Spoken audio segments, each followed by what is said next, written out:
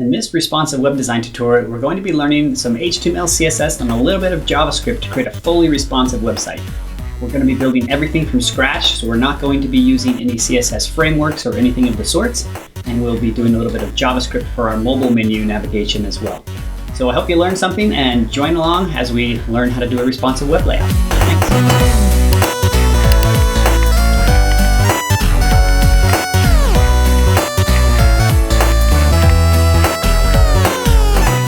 And welcome to another web design tutorial. In this tutorial, we're going to be looking at creating a responsive web design.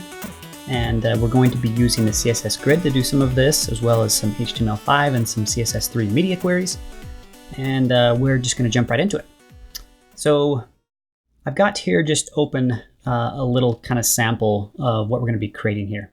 And this is just a quick mock-up to show you the difference between our desktop version, our tablet version, and our mobile version. So we have over here on our desktop version, if I'm going to zoom in here just a click or two, you can see that our desktop version is obviously showing a wider screen than our layout, because we're going to have our layout be a fixed width center-based layout. So if the browser window resizes past a certain size, our design is still going to stay in the middle of our browser window. So we're going to have a header. We're going to call this section right here maybe a featured image or something like this. Over here, we'll have 3 sub-featured stories.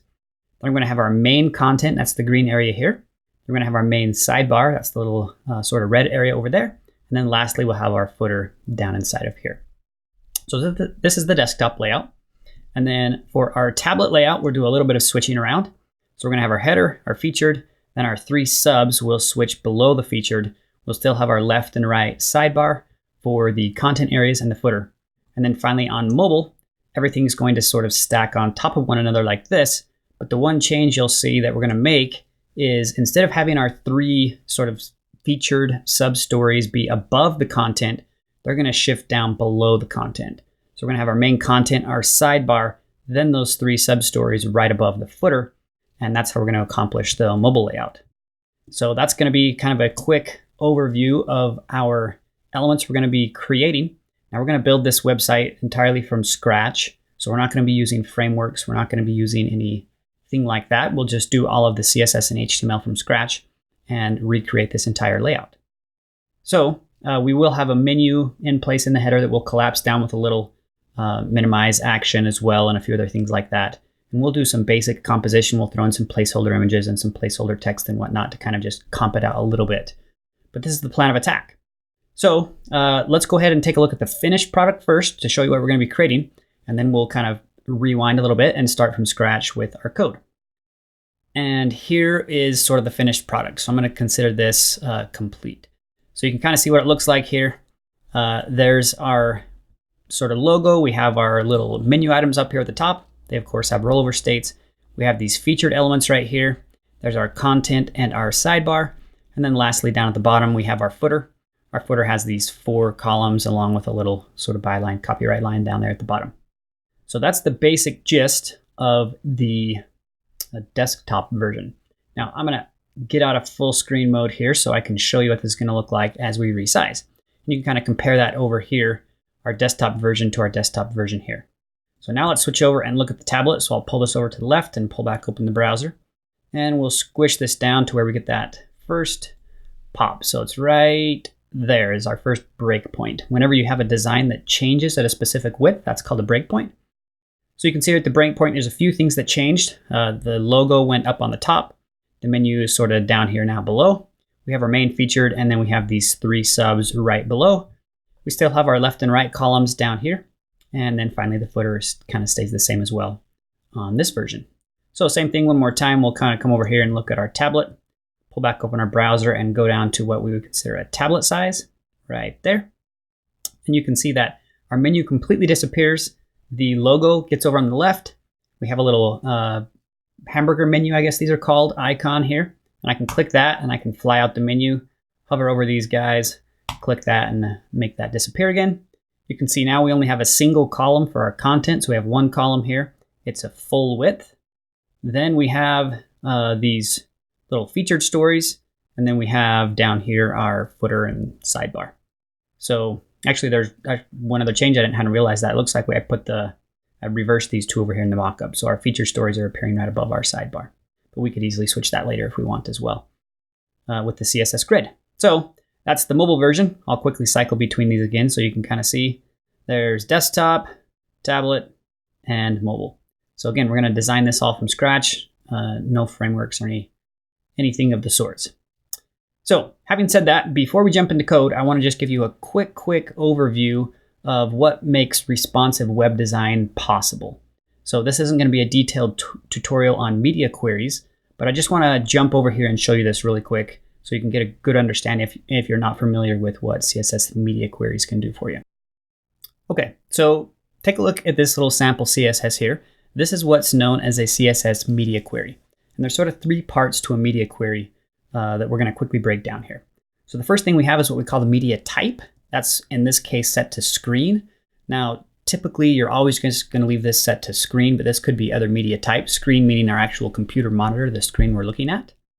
The second part over here is what I'm just going to call the expression. And the expression is inside of the parentheses in your media query. And this is basically a set of rules that defines when this media query will be executed. And then lastly down here, we have our actual conditional CSS, which is any CSS that resides inside of the media query. So you can kind of think as media queries as nested CSS, meaning the CSS inside of the outer media query brackets will only be executed on the condition that's met inside of the expression.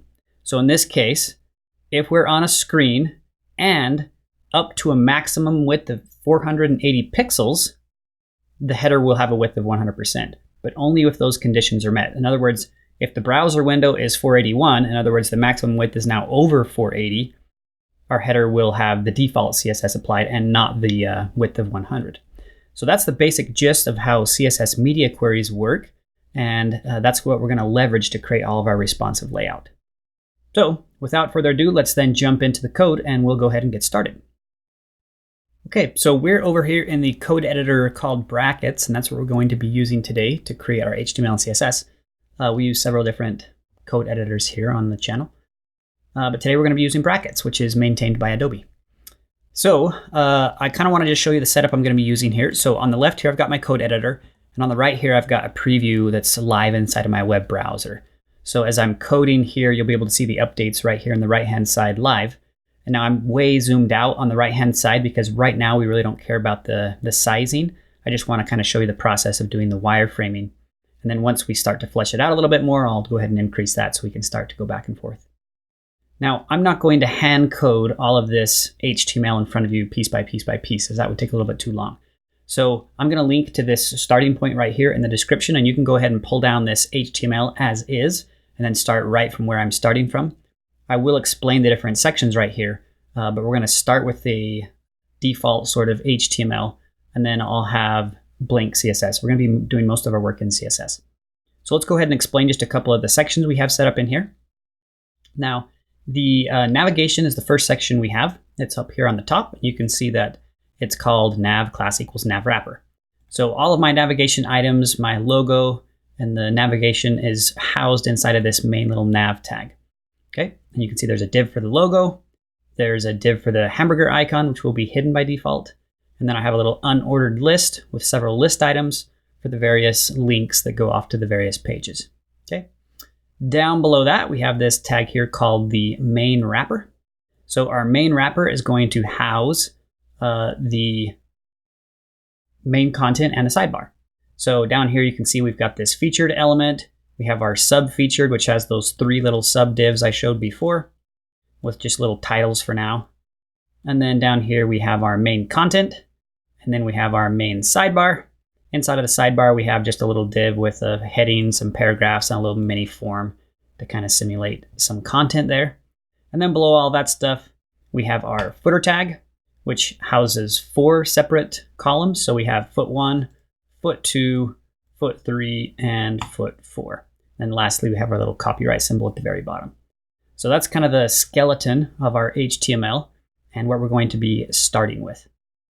Now you'll notice I already have some classes sprinkled throughout here. So all of these ones that are highlighted FA, you can see here FA-UL, FALI.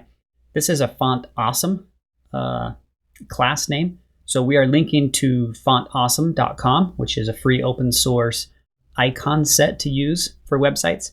So if you want to check that out, you can go ahead and go right to fontawesome.com. But in order to use these, I've linked to the CSS sheet already. So I'm going to scroll up here to the top, and let's fly open the head section. Right now I've got that minimized because it's kind of a lot of junk in here, and I'll leave it minimized most of the time. So inside of the head, we have our title, just the default things that we need. So right here, we're linking to our own style sheet. That's the style sheet over here in our sidebar. Right now it's blank. I'm linking to FontAwesome's CSS style sheet. That's what allows me to use the custom icons. And then I'm also linking here to jQuery. We're going to use jQuery to do the little menu collapse and expand at the very end. You could do that with vanilla JavaScript as well, but we'll just use jQuery for simplicity. And then I've linked here to my little app.js, which is where we're going to write our own jQuery code. And then lastly, I've linked to a Google font called Prompt. That's the main font that's going to be used throughout all of our headings and body copy and even menu. I think we're going to use that everywhere. So we'll just stick with a single font right there from the Google Font API. So that's the gist of the head section and the various files we're linking out to. I'll kind of leave that minimized, and let's start the process. So I call this process CSS Wireframing. And basically what that means is we're going to kind of look at our main layout, right? Our design, what we've designed in Photoshop or Illustrator or Sketch or whatever you design in. And we're going to translate that design into workable HTML and CSS elements. So what I like to do is I don't like to include any content in my wireframe. I like to just have big bright boxes. I like to color them basically like that Illustrator file I showed you. If we jump back here and look at that sample file, which I think I closed down. Oh, here it is. I like to create my CSS wireframe exactly like this. So I just have big bright boxes and I align them all and do all of my sort of content alignment, page layout style things first. After I have everything laid out and I know it's all responding properly, then I go ahead and replace the bright colors with their actual content and images and whatnot.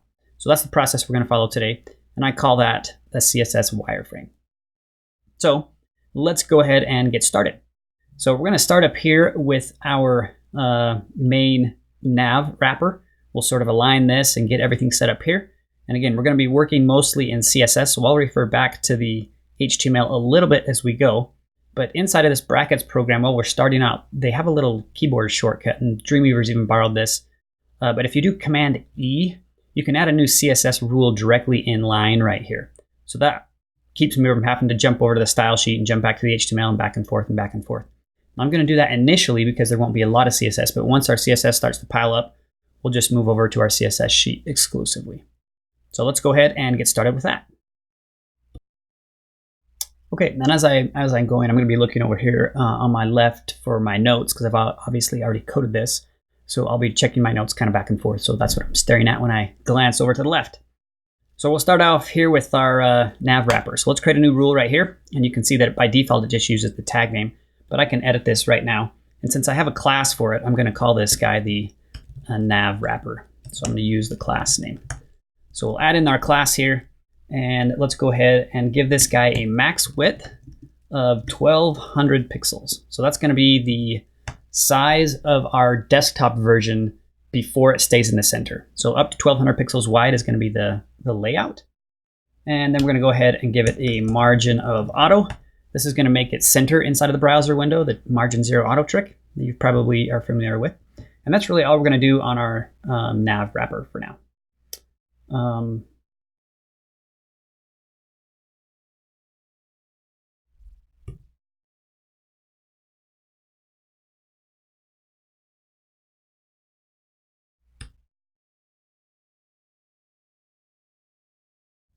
All right, we're going to set the margin to 0 auto, and that's going to do that centering trick, right, where it centers inside of the browser window. And let's go ahead and give it some padding. So we're going to give this guy 15 pixels of padding on the top and bottom, and 20 pixels on the left and right. And you can kind of see a little bit over here in the preview that little padding is sort of being illustrated right there. So if you kind of watch over here, you can watch it be built up a little bit live there. And let's go ahead and give it a margin. So we're going to give this guy some margin on the top of 30 pixels. And we're going to say display grid because we're going to be using the CSS Grid to align all of our menu items and logo within this Nav Wrapper element. So it's going to act as a grid container for us here. And let's go ahead and set up our grid right now. So we're going to do grid template columns. I guess I might as well use the little shortcut there. And we're going to set this to 30% and auto. And that's basically how our Nav Wrapper is going to behave. Now, if you're not familiar with the CSS Grid and some of these properties, I have a really in-depth tutorial that I've created on the CSS Grid. I highly recommend it. I'll put a link here in the description to check out the CSS Grid tutorial, which you may want to watch before this tutorial if you're unfamiliar with some of these new CSS Grid properties. Okay, so now we're going to really start the process, which I call CSS Wireframing. And that process is essentially adding background colors to every single one of our wrapper elements, our main section, nav, sidebar, footer. And just all we're focusing on in CSS Wireframing is making sure that we can get the layout correct. So we're really not going to be caring about the finesse of the paragraphs and all those sort of things. So what I like to do is just come into each one of my individual areas, and I'm just going to add a background color. And I just choose random colors here, just like I had in my mock-up, to sort of see those elements. Now we're going to start with our desktop view. So we're going to first comp up our desktop view, then we're going to move to tablet, then we're going to move to mobile. And I think that's just an easy way for people to understand. There is a design philosophy out there that's called mobile first, which states that you should first start with the mobile view and then move up. And that definitely does make sense. I'm not going to get into the methodology of that really in this tutorial, but it will, if you start with mobile first in the end, save you a little bit of CSS code. But right now we're just kind of understanding the process. We really don't care about those enhancements, if you will. So we're going to start with desktop and move backwards. So we assigned a background color of red here. And let's just kind of see how this is behaving now that we can see it better. So you can see that we have our element here. And when I resize my browser window now, this margin 0 auto rule is keeping this guy centered. So I have the same margin on the left and the right, which makes my maximum width stay right inside of the browser window, always centered. If we look over here, we have some padding, of course. We have this little margin on the top, and then we have our grid. Now our grid is set to display 30% and auto.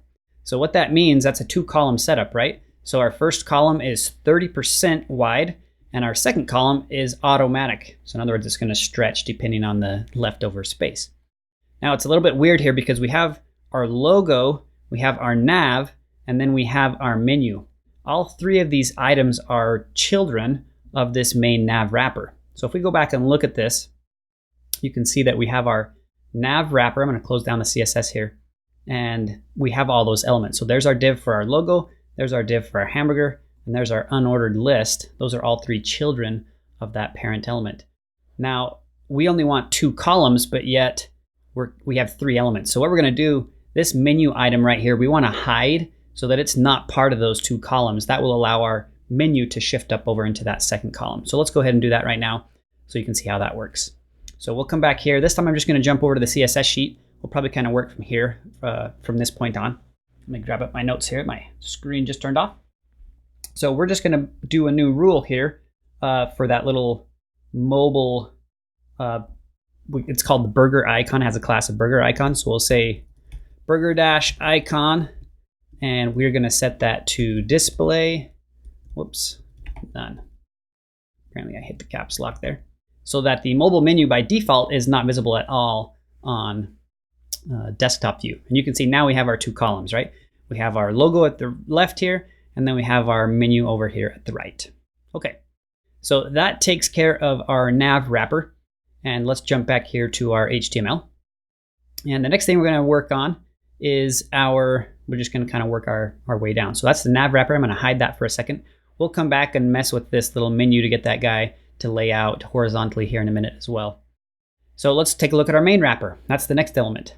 Now the main wrapper is going to be similar to the nav wrapper in that we just want the main wrapper to center inside of the screen. That's why we have this guy set up. So it's a little bit confusing right now because you see we have a main wrapper and then also a wrapper inside of that. I'll explain why here in just a second. It'll make more sense. So let's jump over to our CSS, and underneath our nav wrapper here, I'm just going to call this one our main wrapper, and we'll go ahead and add some CSS to this. And this main wrapper isn't going to have a whole lot. It's basically just going to have that same max width So we're going to say max width. We're going to set that to 1200 pixels. And then we're also going to set this guy to use the margin auto trick so that it will center itself as well. And now you can see what happens is when we resize here, right? Our main content area is staying in the middle of the browser window as well. So everything stays centered. So that's really all that rule is going to do for us. The bulk of the work is going to be done on this next wrapper. So if we go back to our code and we look at our code here, so that was the main wrapper. Now here's this inner wrapper called wrapper. And this wrapper essentially holds the bulk of our website. So you can see inside of the wrapper, we have our featured element. We have our sub-featured boxes. Those are those three over to the side. We have our content, our sidebar. All that good stuff is tucked inside of here. And in order to get all of those elements to lay out correctly, we're going to use the CSS Grid again. So this wrapper tag is going to act as a parent grid element. So let's go ahead and jump back to our CSS sheet. And let's create some code for this guy.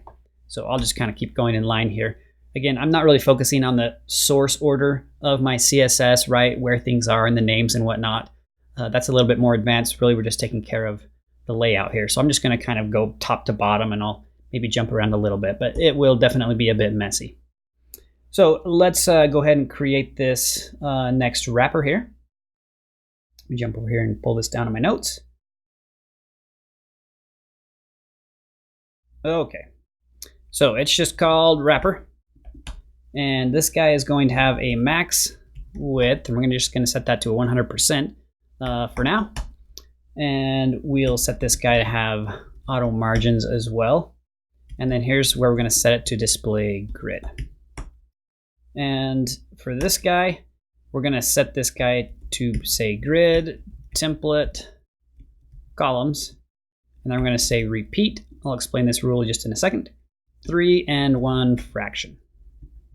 Okay, so what this does is it's creating 3 equal width columns that are each 1 fraction of space. So you can see right away over here in my code that created 1 column, 2 column, and 3 columns. Now you may, if you look at the final comp, you may say, well, I only see 2 columns. I see a content and a sidebar. But I'm going to jump over here to our design so you can really see that there actually, in fact, is 3 columns in our layout. We're going to use the grid to cleverly sort of manipulate across those columns. So let's take a look over there at the comp really quick. Okay, so here we're taking a look at the 3-column layout. And you can see from this, this element here that we are going to have 3 columns in certain circumstances. So on desktop, it really looks like we have 2. But if we look over here to the tablet view, you can see the 3. So there's a column here, there's a column here, and there's a column here. So what we're going to do is on our desktop view, this element right here, our featured image, is just going to span 2 columns. And this content area down here is going to span 2 columns. And then these will all span 1, this will span 3. So it's kind of like the tables, the old school method of designing with tables where you would do like col span and row spans. The CSS Grid kind of has a similar feel to that. But that's why we're going to have a 3-column layout in that grid template property we just barely added. So let's jump back there and then start to comp this out a little bit further. Okay, so we're going to give this guy a grid gap of 10 pixels. And then we're going to just give this guy a color. This is going to be the text color, of course, of white. Okay, now, of course, all of our text is hidden here, so we can't see anything. Maybe I'll just actually, I'm going to leave this off for just a minute. I'll leave it black for now. We'll change the color later. And let's go ahead and set up this property, grid template areas. Now, again, if you want to watch that CSS Grid tutorial because this property is super powerful and pretty fancy. So in order to leverage this property properly, we need to set up individual names for all of our individual areas. So for example, back in our file here, we have to call this area something. We have to call this area something, which will allow us to use those this grid template properties, or areas, sorry. So what we're going to do is we are going to set up each of our individual elements and give them all names so that we can properly align them. So one by one here, we're just going to be sort of comping out our areas. So we're going to start with the featured area, which is that main sort of large image it will end up being. Okay, so that has a class name of featured. I'll show you this HTML element before we go. So you can see what we're going to do is I'll fly open the wrapper. Each one of these individual areas, so this featured element here, whoops, that looks like it's in the wrong spot. So this element, this sub-featured element, our main content, the main sidebar, we're going to go name all of those things in CSS. So let's jump back here. So for the featured element, it is going to have a grid dash area, and this is where we give it a name. So this is called featured main. And this name, of course, is an arbitrary name. You can call these names whatever you want, but you just have to be consistent in your naming. So I've given it a name, and then we're going to say max height, and we're going to set this to, or sorry, not a max height. We're going to do a min height of 500 pixels, and we're going to give it a background color. I don't know, purple for now. And then we'll go ahead and leave that as is. So we're going to come and add some more CSS to this in a minute when we start to comp it out. That's really all we need for our featured div. Okay, our next one is the sub-featured. So we're going to come down here and create the sub-featured. So it's going to be sub-featured. And we're going to give this guy a background color of blue. And that should work out just fine. And this guy also is going to act as a master CSS grid here in a minute, but that's this one right here. So this is this sub-featured element right there. And then we're going to do our main content and main sidebar last. So we'll come back in here and say main-content. And for the main content, it is going to have a, whoops, I forgot to name the other one. Oh, well, we'll do that here in a second. A grid area of, we'll just call this content main. And we'll give it a background color. Background color is going to be orange. And then we're going to have our main sidebar. So dot main dash sidebar, whoops, spell that correctly. Can't type. This microphone's in the road of my keyboard. So main sidebar, and this guy we're going to call grid area, and we'll give it a content sub, and we'll give it a background color as well. Maybe we'll go with yellow here. Make sure we spell that correctly again. Okay, so those are the main sections. We need to come up here to our sub-featured. I forgot to name this guy. And give it a grid dash area of featured sub. All right, so basically what we've done here is we've named each one of these main areas. And once we've given these guys a name, like so, we can use these names to automatically do our layout. That's kind of what the CSS Grid does for us. So we're going to come back up into our wrapper here, and we're going to add these names for our grid template areas. And I'm just going to do this on a new row just so you can kind of visually see how this lays out when we add these names. So we're going to start out and we're going to say featured main. We're going to do a space, and then featured main, and then space, and then featured sub. Okay, and then we're going to go to our second row, and we're going to call this content main space, content main space, content sub. And you can see once I get that last one in, if you watch that preview, all of a sudden everything magically snapped over and is locking into place. So I'll explain kind of how this works really quickly.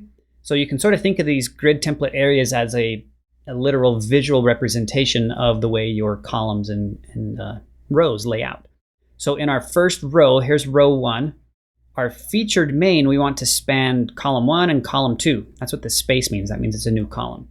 And then for the third column, we just have our featured sub, right, which is the blue one.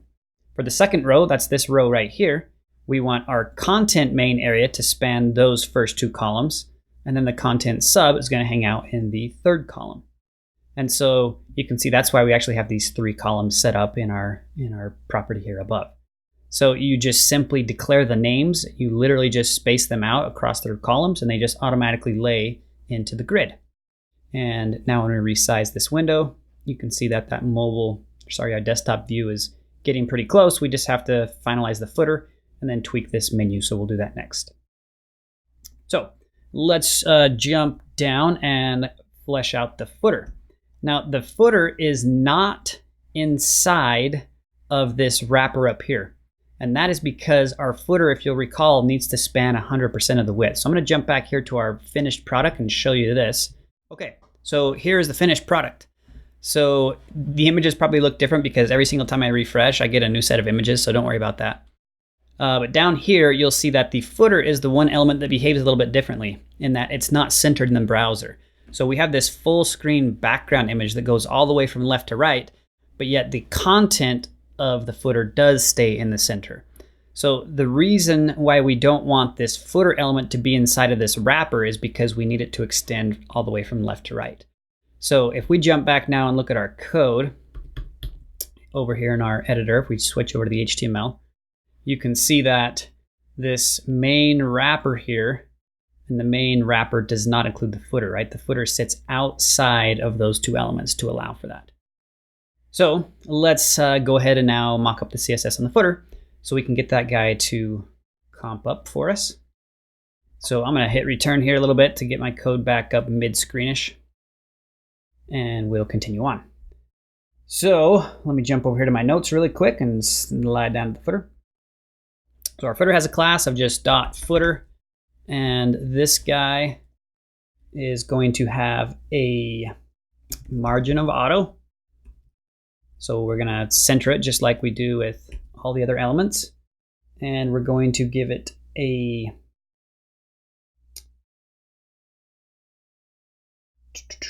grid template columns. So we're going to set up those individual columns in this point right here.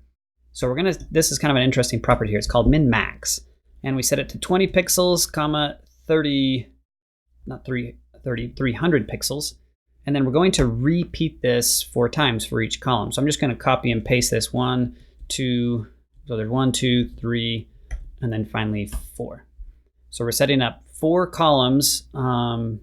Each one will have a minimum of 20 pixels, but a maximum of 300 pixels is the way these guys will sort of lay out. So that's what min max means when we set that up. Okay, next we're going to say justify content. We're going to say center, so that that's centered. Make sure I have that guy updated.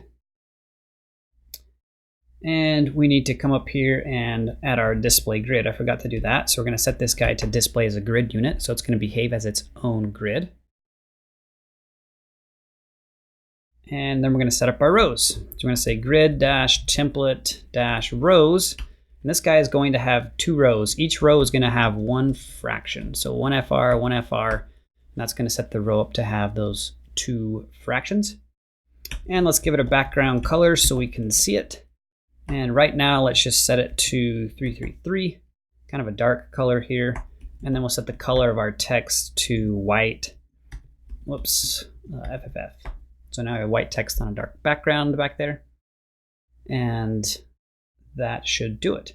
Now, the reason why this is not displaying in 4 columns is I have an error here. You're not supposed to have commas after these. You just do spaces. I always make that mistake. So there we go. So there's 1 column, 2 column, 3 column, 4 column. Now when we look at the way that behaves, there's our 4 columns, and it stays centered inside the browser window at all times, just like our other stuff behaves as well. Okay. So that's the way our footer is going to be set up. So it's acting as its own CSS grid because it's not part of the other CSS grid. We'll come in and style a few of these elements a little bit later, but that's really all we need to do for the footer. So now our last thing to mock up here is the menu at the very, very top. So we're going to do that kind of back up here higher in our CSS near where that exists, up around our nav element. So let's jump over here just to get a refresher on how that's mocked up in the HTML. So we have our nav wrapper. I'll minimize the footer here and open up our nav wrapper. So we have our logo, we have the burger icon, and then we just have a simple unordered list, just a basic unordered list like most menus are on the web, which has list items, and then we have anchor tags and our various links. Okay, so we want this to use another CSS grid so we can automatically lay this thing out in various aspects and ways depending on if we're on desktop or mobile and a few things like that. So you can see the classes here. There's this Nav Items class here. It has a class of main nav. Each of these list items have a class of list item. So we're going to be using those in our CSS next. Okay, now before we actually add this menu code in to make this guy lay out, we want to go ahead and at this point pull in what's known as a CSS Reset. Now a CSS Reset is one of these things that's been around for a while on the web, but it sort of just makes all the browsers behave a little bit more consistently, so we don't have to deal with as many issues between Chrome and Firefox and Safari and all these different browsers. So we're going to import a reset at this point, and then from that point on, we won't have to deal with some of these inconsistencies. What a reset will do in this case is it's going to clean up our margins and reset the padding and a few things like that on all the elements. Now there are several different resets out there that you can use. The one I'm going to be using today is called Normalize. So I'll show you where that link is here, and we'll just link straight to it and add that to our project. So you can just do a search on a search engine for normalize.css, and it will pull up the code for it. You can copy and paste the code, you can download it and link it as an external style sheet on your own CSS sheet. I'm just going to come into a quick CDN, a content delivery network, and just grab a quick link to the normalize.css so that I don't have to download it and work with it offline.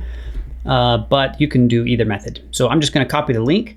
I'll switch over here to my HTML, and up in the head section, before my style sheet, because my style sheet should be allowed to override this thing if necessary, I'm going to just link right to this. So we'll open a new thing here and just say link, rel, we're going to set to, if I can type, to style sheet, and then we'll set our href, and we'll just paste in that link there to that. So now we've linked to the normalize.css style sheet, and you can see right away what it did is it got rid of all the margins and things like that, and it's going to help clean up a few of our issues as we start to go. So we'll add that. If you're curious on what the normalize.css sheet looks like, you can always just come right to the GitHub page on a guy named Nicholas Gallagher, I think, maintains this. But you just click on the link right here and it shows you all of the code for normalize.css. So this is what it looks like right here in the browser. You can see it's just a whole bunch of code that will optimize your CSS. And there's little notes in here. You can read through this and see exactly what all the different elements are doing. So now that we have that in place, let's go ahead and comp up our menu to behave a little bit better on this desktop layout. So the first thing we're going to do is add in our, we'll say .nav-wrapper space ul space li.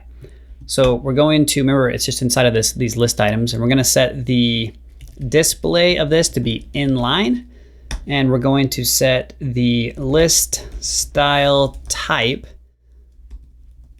to be none, so that none of those bullets appear. We don't want the bullets on our menu.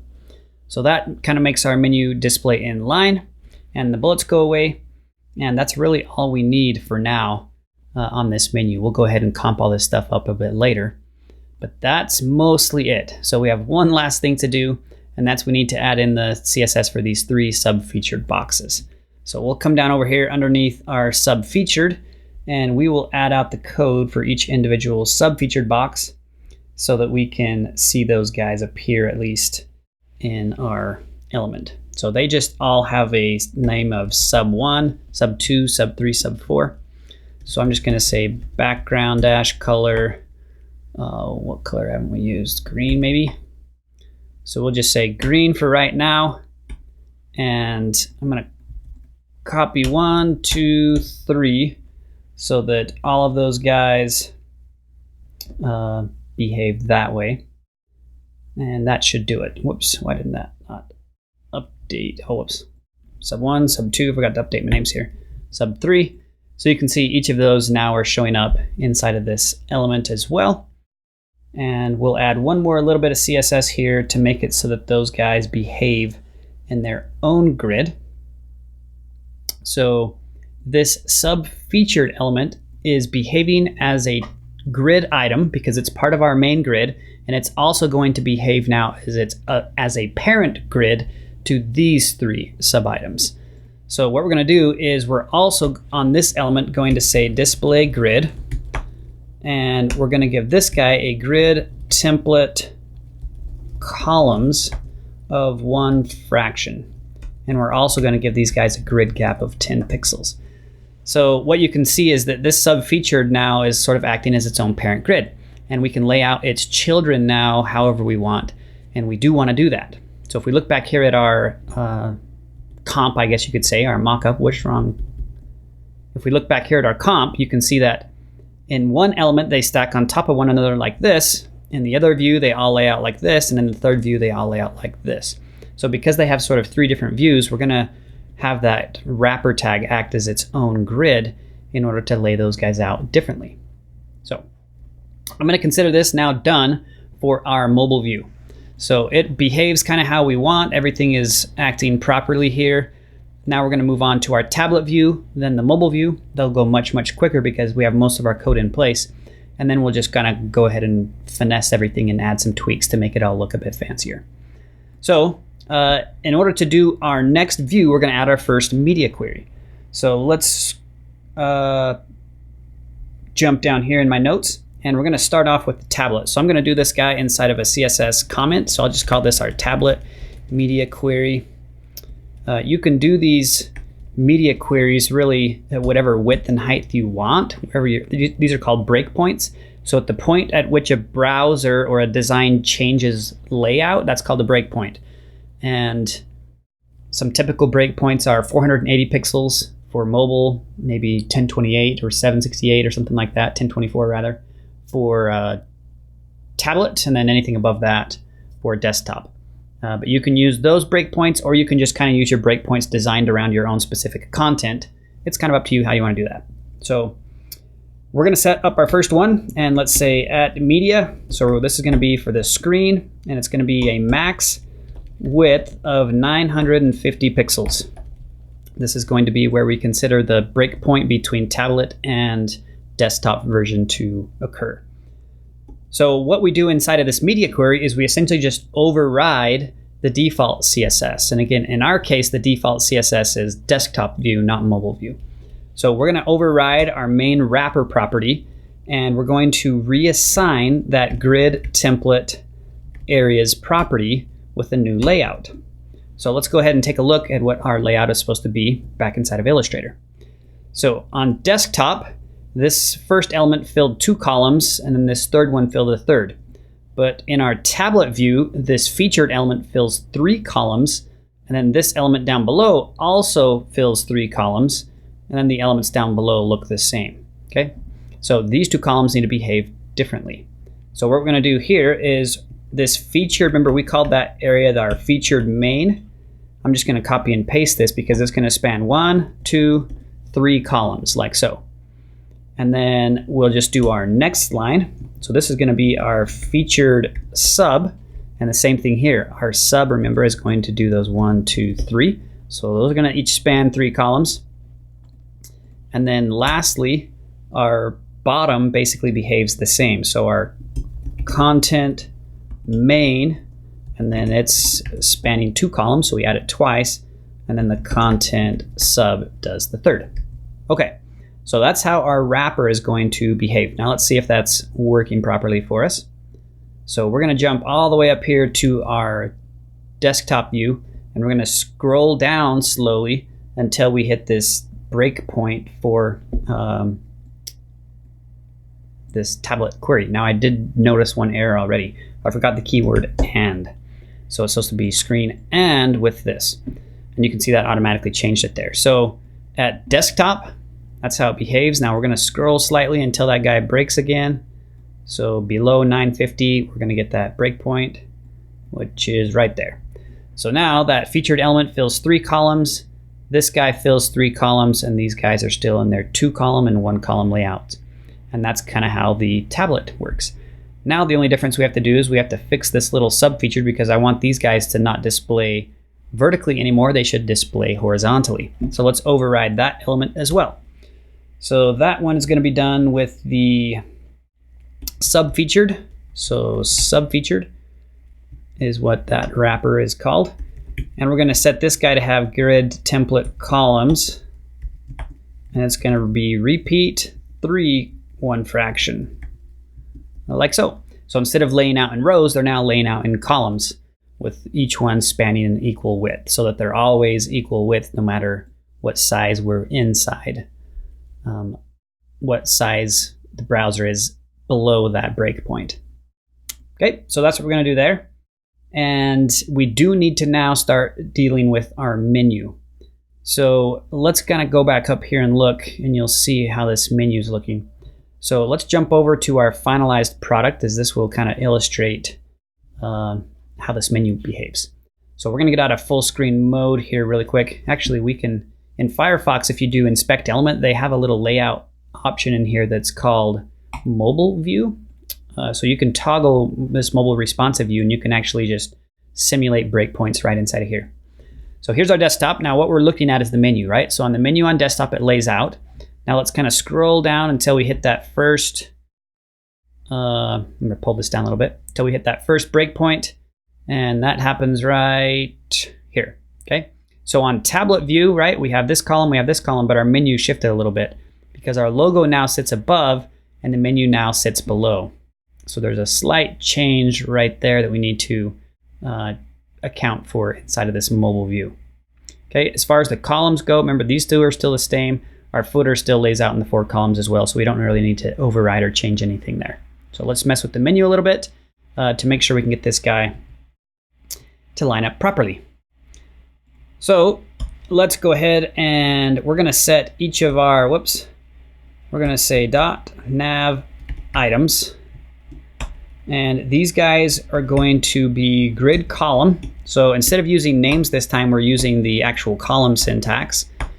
We're going to say 1-5, and text align is going to be set to center. Okay, so you can see now the text is in the center and it's spanning 5 full columns instead of the previous 70%, which is what it was doing by default. Okay, next we're going to change the logo. So the logo is going to have a grid column, and it's going to also be 1-5, so that it as well spans the entire length. And misspelled that, grid column. And I misspelled this one. It's 2 in a row. Text align center. There we go. And then we're going to take off the margin top on our nav wrapper. So as nav wrapper, we had on our desktop view, we had a 30 pixel or something top margin. You can see that top margin right here. We're just going to eliminate that altogether on our tablet view. So we'll just override that and set margin top to 0. Okay, so what that did is it made our first column, before it was on the left and spanning 30%, and the second one was 70% or something like that. Now they each span the full width and they're centered. And so what these numbers right here do is it means that this nav items starts at grid column 1. In other words, it starts at this line for this grid and it ends at line 5. Line 5 in our case is this last one because we have 3 columns. So this is just an alternate syntax for specifying where an element starts and stops as far as the grid goes. So that's behaving fine now. So let's just go ahead and double check this. So back up on mobile, they're side by side. And when we get down to tablet, they break apart in 2 different rows and they center themselves inside of the middle of the screen.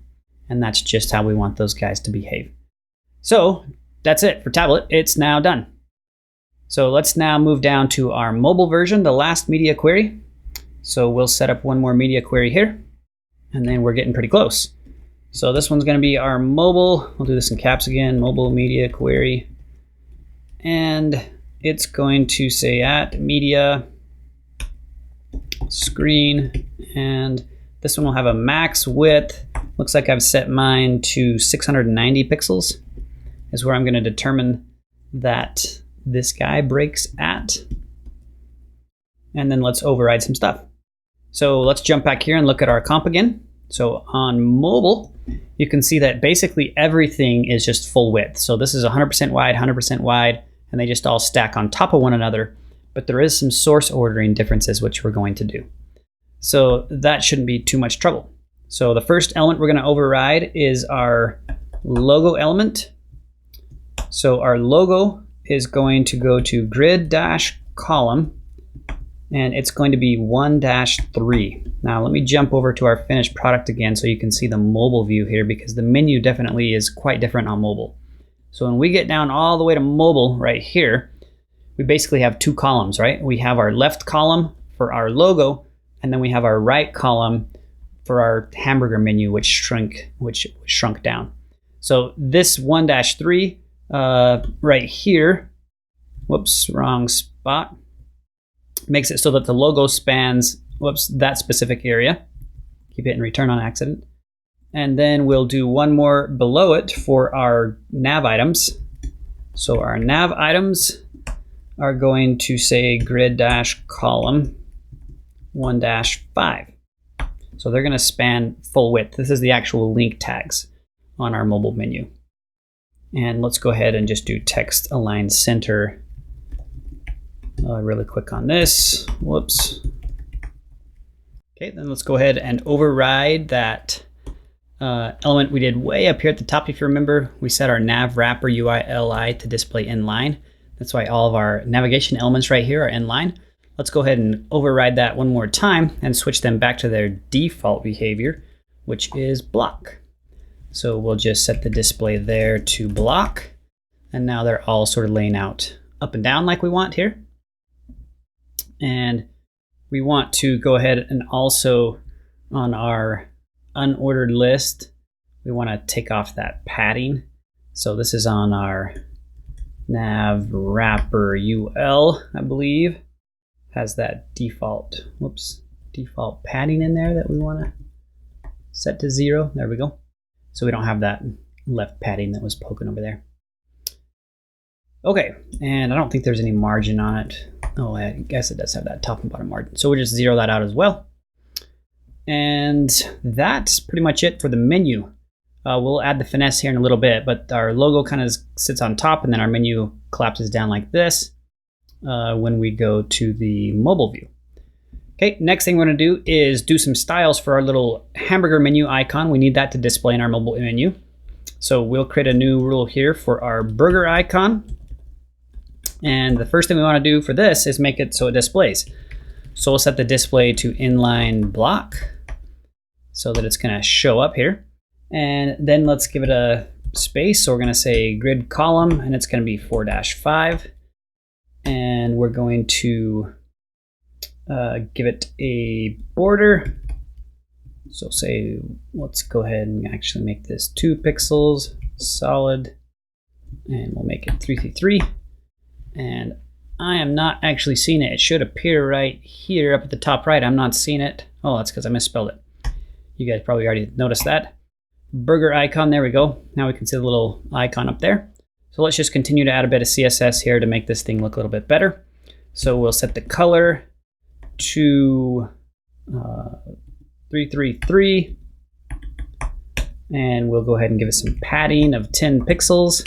We'll go ahead and make it bold, font weight bold. We'll go ahead and give it a border radius of 3 pixels, so it kind of looks a little bit more rounded.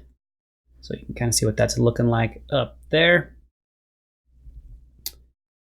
And we will set it to the end. We'll say justify self, and we'll set it to the end so that it, you can kind of see that now.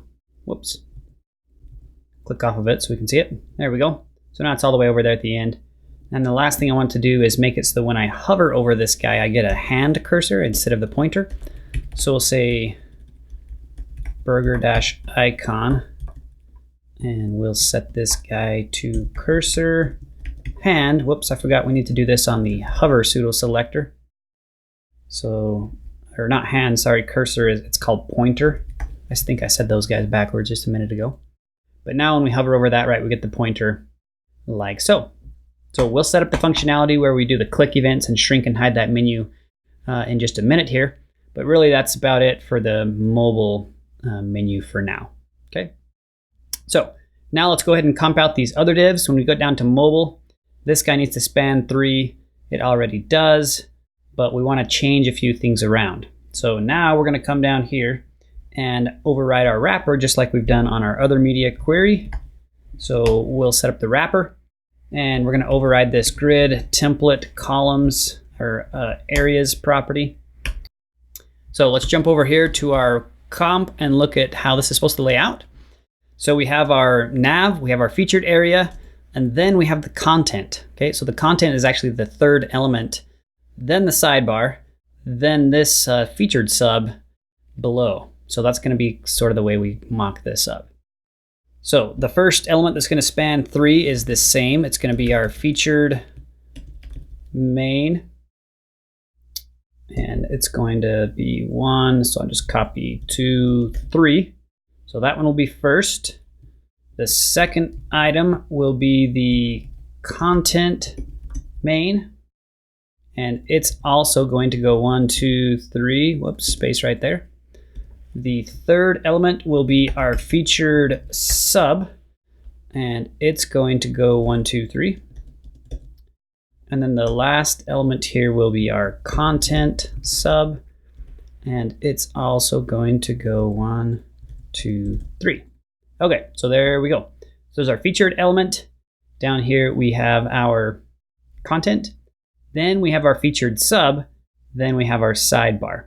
Now what's cool about the CSS Grid is if I want that source order to be different, you can just, if I wanted these 2 elements to be different, I can just subtract that line and put it right above it. And boom, automatically those 2 elements are reversed. Even though the source code, hasn't changed order at all. So you can rearrange the visual layout of elements without changing the source order. Now that could be a good thing or a bad thing depending on accessibility and who you talk to, but it's a pretty neat feature to be able to do that right inside of your CSS. So let's go ahead. I'm going to switch those guys back around because I want it to behave this way. And then lastly, I want these 3 sub-featured elements to now go back to their original where they're stacking on top of one another. So let's override that guy next. So that is our rule called sub-featured, and we're going to set that to grid template columns, and it's going to be 1 fraction each. So they're each just going to span 1 fraction, and then they go back to their vertical stack, and that's the way our mobile behaves. So last, we need to fix our footer. I think I keep saying last, but last. So our footer right now is still set up in our 4 columns. On our mobile view, we want those to stack up on top of one another so they're all vertical columns.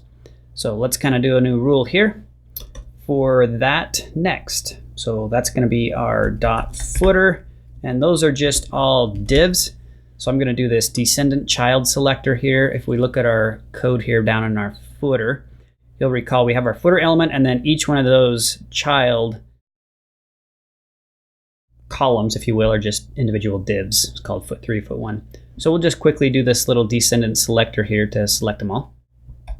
And we will make these guys change their grid column. So instead of the default, we'll say 1/-1. Now this is another little trick here.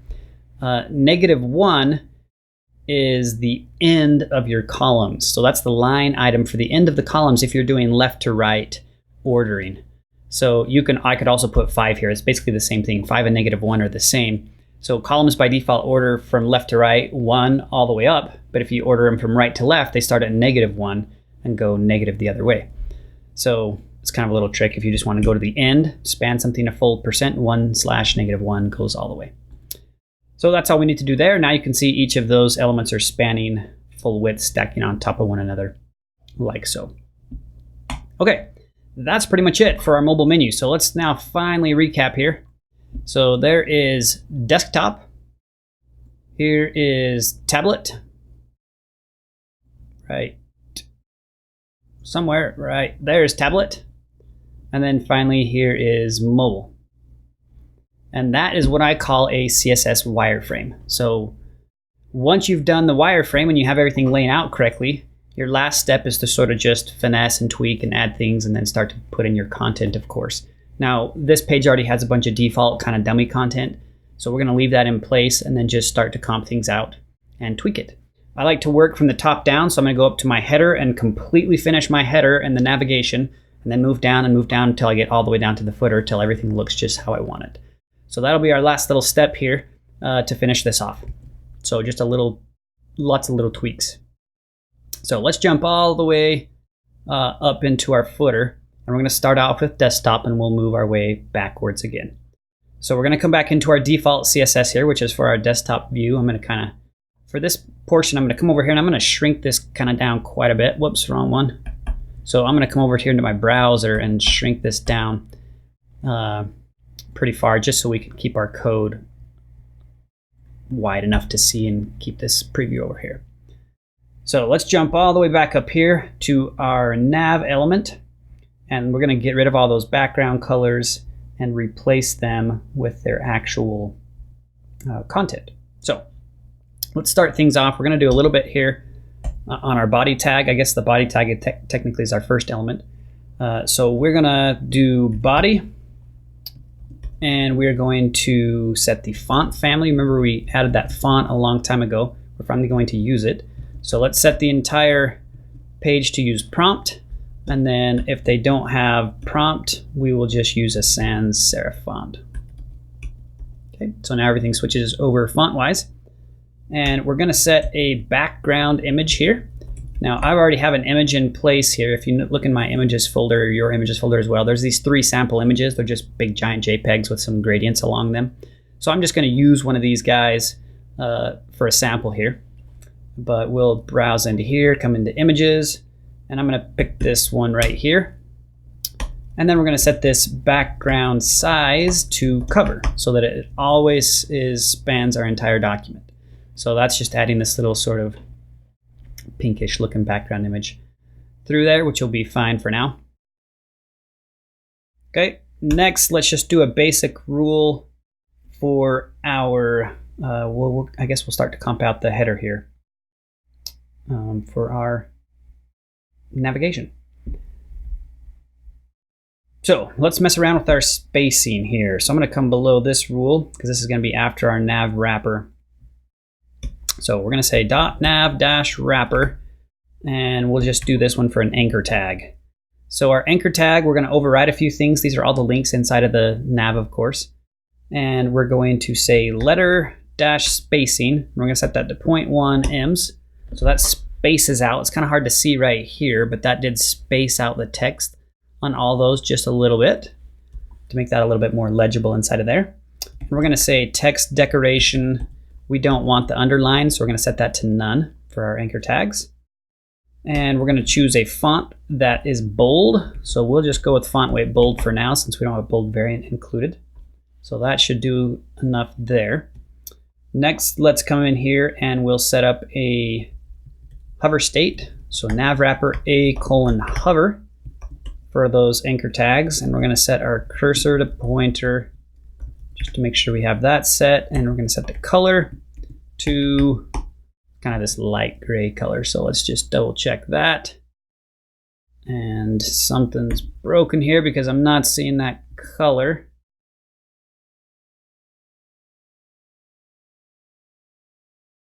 Oh, missing a semicolon right there. Okay, let's double check that. So there, our hover states are working properly. That looks fine enough. Good. Now let's go ahead and add a bit more here to our nav items. So if you recall, each one of our anchor tags, or our list item tags, has the class of list item. So we're going to use that next.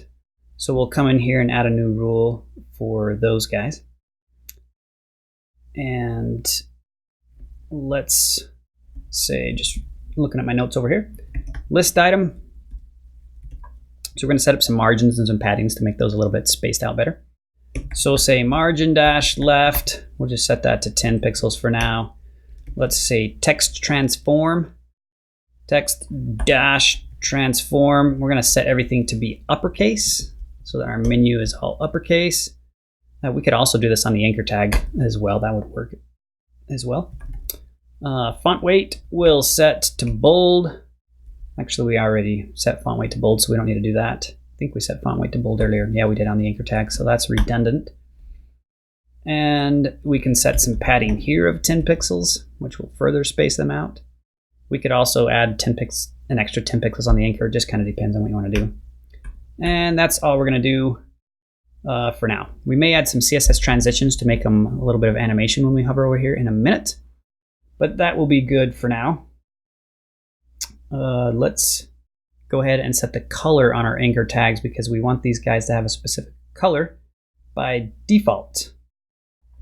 So let's just make these guys have a default color of black. There we go. Okay, now we can remove this red background color that we set up earlier. So let's come into our Nav wrapper and just get rid of that background color there. Kind of take a look at that. So that's looking okay there for the menu items. They'll have their hover states in place and they're all spaced out fine enough there. Now let's work on this logo a little bit next. So we will tweak it just a little bit. Let's just do this right after this. Might as well keep going here. So we'll say logo, and we're going to set this guy to have a font weight of bold as well. And we'll say font size, because we want to size this. We'll just do a fixed value right now of 24 pixels. That looks fine. And we can probably call that good for now. We'll come in and tweak some of the padding and whatnot in a little bit. Okay, so the menu's done. Looks fine right there. So let's now move down to our main section. Again, we're going to do the entire desktop layout, then we'll do the entire mobile, etc., etc. So we'll move down here to our featured content area next. Okay, so you can see here in our mock-up here, all of our content is running right to the edge on pretty much everything. So we want to add a rule that kind of adds some padding into all of our elements so all of that content's not pushed all the way out. So let's go ahead and create this. Now we're going to do a few descendant selectors here. So we're going to create a rule called wrapper dot featured. And we're going to do a comma here because it's going to be a group selector. So I'll do these on separate lines so that you can see those a little bit easier. And wrapper, sub featured, and also sub div. And we're going to do a wrapper sub main content. And finally, we'll do a wrapper main sidebar. So what we're going to do with this guy is just add a little bit of padding so that all of our content, again, doesn't bleed out. So we'll just say padding, maybe 25 pixels or something is probably good. Maybe that's a hair bit much. Maybe let's do 20 pixels. So that just adds that little bit of padding kind of around the content areas in each of these various divs so they don't hit the edges there. Okay, next let's kind of work on this featured area up here. So we're going to come in and do a little bit more here. Now, if we recall back in our CSS, or rather our HTML, let's take a look at how that featured area is laid out. So let's kind of collapse here our menu for a minute. We're going to open up these, collapse the footer and open up our main area, open up our wrapper, and this is the area we're working with. So notice we have a div tag here, and this div tag houses also a few little elements here for like the author made a headline of the article or something and a date. So all of these three elements right now are at the top of this little area. We want them all down at the bottom. So what we're going to do is we're going to use a little bit of CSS to make this featured element behave as its own grid as well. So we're going to say display grid, and on this guy we're going to say align dash content. We're going to say flex dash end, and this is the flex box, but essentially all of the content within this featured element will now shift down to the end. And now that you can see that, just put that all down at the bottom instead of at the top. So that's a nice way where you can align an entire block of code all the way down at the bottom using these flexbox properties. So we'll put that down there. And now let's go ahead and add the image. So we have a background color, of course, we don't want that. We're going to swap this out for a background image. Now we are going to be using for our specific images here a a feature of unsplash.com. We're going to be using the Unsplash API. So Unsplash, if you're not familiar with that, provides free sort of stock photography, copyright-free images. And they also have an API to where you can call out images through their API, and it'll sort of give you a random image on refresh like we were seeing earlier. So we're going to use that just as sort of placeholder images, if nothing else, for our image while we're sort of mocking this up. So we'll come in here and we'll say background. Now what we're going to do is we're going to add a linear gradient. So you'll kind of see how this looks in a minute. Now the code here is a little bit complicated, but it's going to be RGBA, and we're going to do 0, 0, 0, and 0.6. So that's our red, green, blue, and alpha channel for our starting color for the gradient. And then for our second color for the gradient, we're going to do RGBA. And then also in here, we're going to do 0, 0, 0, 0.1. I keep trying to peer around my microphone to see the keyboard there. And that's what we're going to do for the gradient. Okay. So we have just a simple gradient here that has a starting color and an ending color. And that should do that. Whoops, we actually don't want this to say background-image. We just want it to say background. So we're going to apply the gradient, and then we'll also apply an image on the same rule using the CSS shorthand method here. So next we're going to say border dash box. Next we're going to align or set up the actual image. So we're going to say URL, and here's where we're going to use this URL from Unsplash. So HTTPS and then the source.unsplash.com/, and this is kind of cool. You can specify sizes. So I can say 1600 by 900 to get an aspect ratio, and /, and then you can do these keywords at the end of this to have Unsplash API pull in keywords. So I can say like sports, or I can say only return, photographs of women or something like that. So we'll just say women for this little featured image on the first one. We'll maybe do some sports ones or some other things on the other elements there. We'll set this guy to no-repeat because we don't want the background image to repeat. We just want a single image. And then we're going to center it. So center to center it horizontally and vertically. Okay. And you can see as soon as I did that, sure enough, I get this image that appears in the background. I get my slight gradient that's going from 0.1% opacity all the way up to what did we put in there? 0.6% opacity. So black to a black gradient, but it sort of fades up. And then now I can just color this text here of my featured element. We want that maybe just white, so we can actually see that content. And then watch what happens. Every single time you refresh the page here, Unsplash will return a new image as part of that API when you're comping things up. So it's really pretty fancy. So that's what we're going to do for our featured. And let's move over now to our header 1 inside of our featured. So if you look at our header 1 in the code, so there's this head 1, right, which is sort of our main article right here. So we can style that up a little bit as well. So we'll just do this rule right below here. We'll say dot featured h1, and we're going to change the font size. So we're going to go with font size 36 pixels here, and we're going to just say a max width of 650 pixels so that it doesn't take up the entire width. We're going to kind of have it maybe weighted a little bit to the left edge there. And that's good enough right now for that little area. So we'll kind of leave that alone. We could play with that all day long. Okay, next we're going to work on our main content and add a bit of shadow layer as well with some box shadows. So let's come in here and say dot main dash content. And then this rule is also going to affect the featured, and it's also going to affect the sub featured divs that are inside of there, and then also the main sidebar. So this is another group selector. I'll do this all on one line here. Let's scroll this up to mid-screen again. And what we're going to do is just add a simple box shadow. So we're going to say box shadow. And this is going to be 0, 0, 4 pixels, and then a color here, RGBA 0, 0, 0, and 0.25. So in other words, 25% opacity. Now I'm going to zoom in here on this a little bit so you can see what this did.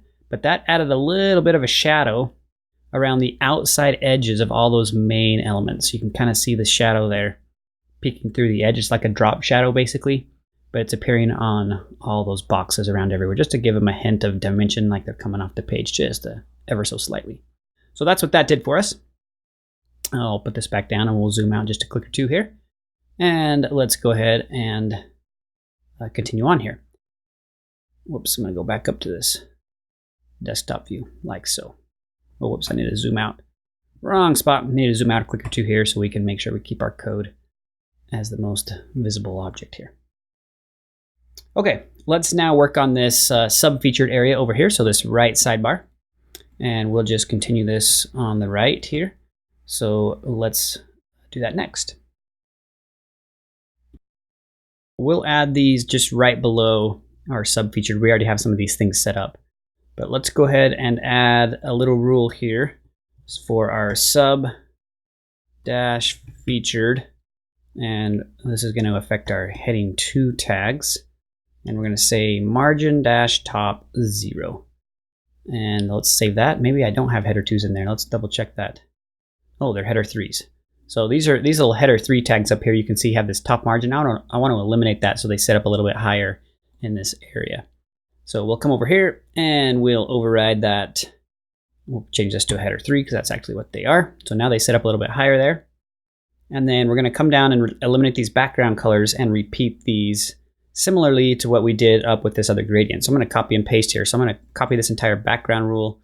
We'll come down to sub 1, sub 2, and sub 3 so that they each have a different picture there. And then maybe let's make these words different. So for here, let's go with a technology picture here. Maybe we'll do some sports here. And then maybe we'll do, I don't know, winter scene here. Okay, and that should be okay there. Now the image sizes for the API is going to be a little bit different. We don't need 1600 by 900 in these little teeny boxes. So let's just switch these guys to be like 400 by 100. And we'll copy that and just paste that down through these other couple guys. Save that. Let's come over here and refresh. And that's working fine enough for now. So we have those box shadows set up.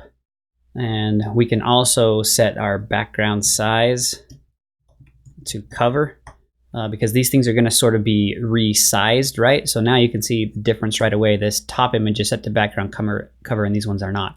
We want the full image to be on display there. So we'll go ahead and repeat this rule through each of these as well. Just kind of personal preference, I suppose, how you want those images to be displayed there. And that should be good enough for that. Okay, so those are the 3 sub-featured boxes. We can now go delete that blue background color that's hiding up here on its wrapper so that they sort of appear like that. Whenever you see this, it says we could not find that photo. That just means that Unsplash API isn't able to find a photo that's 400 by 100 in the technology realm or something like that. So I've seen this a time or two. Actually, it may update in a second to give us a photo. But if it doesn't, we may need to change the aspect ratio a little bit to get something that's maybe more close to what Unsplash can find. So I'll leave it like that for now. We may tweak that in a minute. Okay, next let's move down to the main content. So we have our main content area already set up. So we're going to delete the background color like we've been doing. And well, let's just replace this one. We're actually going to leave the background color, but we're going to set this to an RGBA value as well. RGBA, and it's going to be a white color. So 255, 255, 255, and we're going to say 0.35 alpha, so 35% opacity on that white color. And let's give our text a color. So we're going to set the text of the color here to 444. So it's a little bit lighter of a color. We're going to change the line height. So we're going to set the line height to 1.5 ems, which kind of spaces out that paragraph line height to make it a little bit more readable. And that's really all we're going to do on the main content area. Okay, let's move over here to the sidebar. So the sidebar is going to basically be the exact same as the content. So we'll give it the exact same color so that they both are kind of behaving the same way. And we also want it to have the same text color. So we'll copy this down and we might as well give it the same line height as well. We'll copy that down as well. We could group these into a single selector, but we'll just leave them on each individual one for now. So the sidebar is behaving similarly now to the content area there. And that looks fine. Now let's move down to our footer. And I think we have most stuff in place for the footer already. I don't think we actually need to change the footer. I mean, we could, of course, style these elements inside of here and change them a little bit, but they're probably okay. Let's just give them a little bit of padding, similarly to what we did up here on these elements. So they'll have a 25 pixel or 20 pixel padding. So we'll say dot footer sub div. So this will affect each of those 4 columns. And let's just set the padding to 20 pixels so that they are all padded inside of there a little bit. So that is looking okay. And what else do we need to do? That's probably good for the footer. So we'll leave that alone for now. We have to deal with this in just a minute. We want this copyright notice centered in the browser window. So we'll fix that in just a second. But let's just go through now, and we're going to bring this back, bring it back up to full size. So I'm going to do command 0 there on the browser, so it's back up to normal size. This is kind of what it's looking like. So we have our logo, we have our little nav, our sub images, the footer, everything looks decent enough for this little tutorial. We'll probably want to make these text colors white as well inside of the area there over in the sidebar. So maybe we'll tweak that here, but that's looking pretty decent for now. So let's shrink that down a few clicks here, and we'll fix up this footer. So that's centered. We'll change the color here so that's white. To fix the copyright down here, let's go back to our HTML, and you'll see that inside of the footer, collapse this down so that's not so messy again. Inside of the footer, we have this guy inside of its own div called copyright. Okay, this could probably be a paragraph or something. Probably make more sense here than divs, but most of this is just mocked up with divs. So back here, let's add one more rule underneath this footer element, and we'll just call this guy dot copyright. And we're just going to modify the CSS grid here. So let's give it a max width as well of 1200 pixels, and the margin is going to be this, auto thing like we've been seeing here. And we're going to give it some padding, maybe of 20 pixels to maintain that padding. And then we're going to make the grid column, so grid dash column to 1/-1, that same trick we learned before, so that it spans the entire width there of those 4 column spread, and then it centers itself kind of down there and hangs out at the bottom. So you could, of course, adjust the spacing if you don't want it down that far. So let's go ahead and add our image, our final image on our background here of our footer and the gradient. So the gradient is basically going to be the same as the featured element. So I'll just copy that one and come down here and paste it. So our background is going to be set to a color. It's going to be 1600, but we don't need it by 900, more like 400 pixels. And let's go ahead and make this guy something artsy. So we'll say art. And there's an art picture down there that pops up. And then we also want the background size to be set to cover. So we'll set background size to cover. And then that's kind of now how our footer is going to behave. So again, this element will always stretch out way past the width of the rest of the site. But that's how we want our footer to behave. So we'll kind of leave that there and call that good for now. So let's go up to our subs here. So our sub featured box. Let's give this guy a color of white as well, just so we can see those images. Now maybe we'll adjust here the resolution of these little guys so that we can maybe get something. Let's maybe try 300 by 100. Nope, that's still not getting us anything. 600 by 100. Maybe, I don't even know what to try. 900 by 400. I'm actually not sure why it's not returning an image on those 3. I'll worry about that later. We'll just leave it back on 400 by 100 and call it good for now. So let's now move to our media query version. So if we jump down here to where we get our breakpoint to media query, we actually don't need to do very many adjustments. Let's get this guy to break. So there is our tablet size version. So everything automatically all switches, so we really don't need to change a whole lot as far as the design goes. We already did the work to sort of lay things out.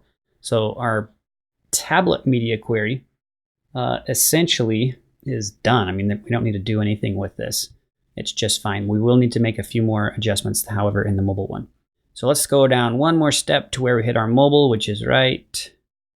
We're already there. I just got to bump this up. Whoops. Because I'm so far zoomed out. There we go. So our mobile hits right there. So now on our mobile, we have our main area, we have our content, we have these sub ones, there's our sidebar, and then lastly, our footer all stacks up nicely here. So let's start up with the menu. This is going to be where the bulk of the work happens for our mobile layout. So we want our menu to be hidden by default. We want this button to appear. And then when we click this button, we want our menu to toggle up and toggle down. So let's go ahead with the CSS first, and then we'll do the JavaScript to finish that off in just a second. So I'm just going to double check my note here and make sure that I didn't skip anything. I probably did, but oh well. Okay, on mobile, we want this to change a little bit. So we need to add an area in here. So we'll come down here, and I guess I'm really not sure where I even want to put this, but we'll just stick it right here for lack of a better spot. We'll say featured H1. So we're going to override the font size, and we're going to set that to 30 pixels, just so that's a little bit smaller on our mobile size there, so that changes as well. And then we need to add these two classes that we don't have. One's going to be called mobile show, and we're just going to say display block. And then we're going to add one more, scroll down a little bit here, and this one's going to be mobile hide. And these are just CSS classes that are like utility classes that we're going to use to dynamically add or remove this class via JavaScript to make our menu appear and disappear. And this one's going to be set to display none. Okay, so if I add this on an element, obviously it will show. If I add this one on an element, it will disappear. We're going to again do that with JavaScript. So we need to set those up here first. And let's see, I think that is mostly it for the mobile tweaks we need to make besides the JavaScript. So let's go ahead and set this up. Now you can see mine is already enabled because I already have the JavaScript code in there for you. And I'm actually not going to type out the JavaScript code, the jQuery code. I'm just going to show you how it works. So we can click this and toggle this open and closed. We can hover over these. They all still work. We could, of course, change the hover states and build this menu however we want it on mobile. But I'll just show you quickly the JavaScript that adds these two classes. So if we jump back to our HTML again, this is up inside of our nav. So we're dealing with this element right here. We want this UL, which is called our main nav, to disappear or appear. Now you can see by default it's set to mobile hide. So it'll always be hidden by default. They have to click the button to show it. So let's now move over. There's a little file in here that we're just calling app.js. We've already linked to that here on line 12. So inside of app.js, there's just a little bit of code in here that does this little toggle functionality. Now this is really basic jQuery. We're not going to get into the logic of jQuery or whatnot in this tutorial. But there's a little document ready function, which means that this code will only execute when the entire page has loaded. So we set up a little burger icon and we have an onClick function. So when the user clicks on the burger icon, this function will execute. And we just basically do a little test to see if the main nav is already hidden. And then depending on what it is, we remove or add it. And if it's not hidden, then we hide it and we remove the show. So basically we're just attaching the mobile hide or mobile show on the menu depending on whether it's hidden already or not. So it's pretty basic logic, just a really simple if else. There's really some other ways you could do this as well that are a little bit more succinct, but I think this logic is easy for people to follow along with. So you can I'll leave this up just for a second, but you can pause the video here and just copy out this code if you want to get your mobile menu working on your navigation. So I'll save that and we'll jump back here. So let's now take a look at this entire layout. For this, I'm actually going to switch back over to full screen view. So let's jump over into the actual browser and play around with it in the Firefox menu right now. Okay, so here we are in the web browser now, full screen. This is the actual display size. So we can see here we have our menu set up. We can scroll down and kind of see how that footer looks. Got a little fancy font awesome icons in this little list here. And let's go ahead and use the little responsiveness here. So we're going to break down till we hit our tablet version, which is going to occur right there. So in our tablet version, everything lines out like this. We change our article a little bit. These switch. These all work still fine, just fine. Scroll down, we still have 2 columns here. And then our footer kind of looks like that. Let's now simulate one more step down. So we'll finally go down and hit our mobile. So here's our mobile. We have our menu that we can toggle in and toggle out like this. The element goes back to the left over here. And we can scroll down and see kind of that everything is stacked on top of one another like so. So this is finally going to be the end of this very lengthy tutorial. So I think we're probably over an hour and a half now in this timeline here. But we covered a lot of things. I hope you learned a little bit about the responsive web design techniques using the CSS Grid, maybe picked up a trick or two. So go ahead and shoot me any questions you may have in the comments section down below. Or you can go ahead and also maybe post what you'd like to see in the future. If you'd like additional tutorials or similar tutorials, more design tutorials, anything of the sorts, shoot a request down there and I'll take a look at those. Maybe we'll do one of your ideas for an upcoming tutorial. So I hope you enjoyed it and we'll see you on the next one.